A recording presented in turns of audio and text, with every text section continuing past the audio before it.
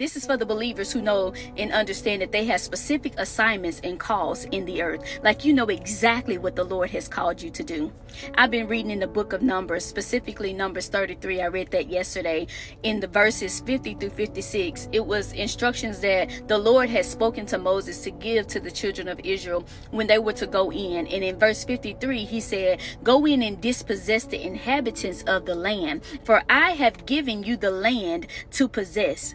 The Lord had made a covenant to Abram in Genesis 15:17 through 21, telling him this was the land that he was going to give them, because the Canaanites had been acting wicked. They had been acting sinful. And so the Lord was like, you know what? I'm going to just give this to my children, the children of Israel, since y'all don't want to act right. And so he said to go in and dispossess the inhabitants. And that word dispossess means to go in and take possession of.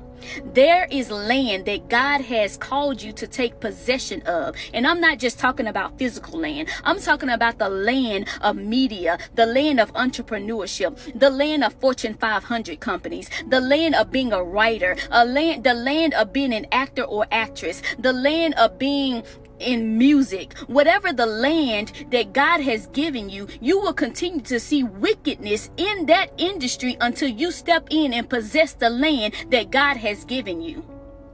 You got to go in and dispossess, take possession of. Wickedness is at an all-time high. You've been called to advertisement. You've been called to babysitting. You've been called to be a coach. Whatever the industry is or land that God has given you, it's time to go in and possess that land and dispossess the inhabitants of it, because we've seen enough wickedness in there. It's time for God to be glorified in the industries that God has called us to. So what are you waiting on?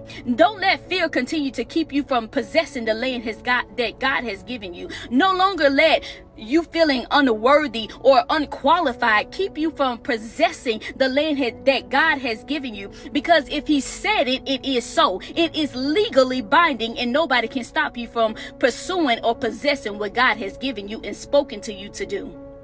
It's time for you to possess the land. It's time to drive wickedness out, and that the name of God be glorified, that the Lord of Lords and King of Kings be magnified in the earth.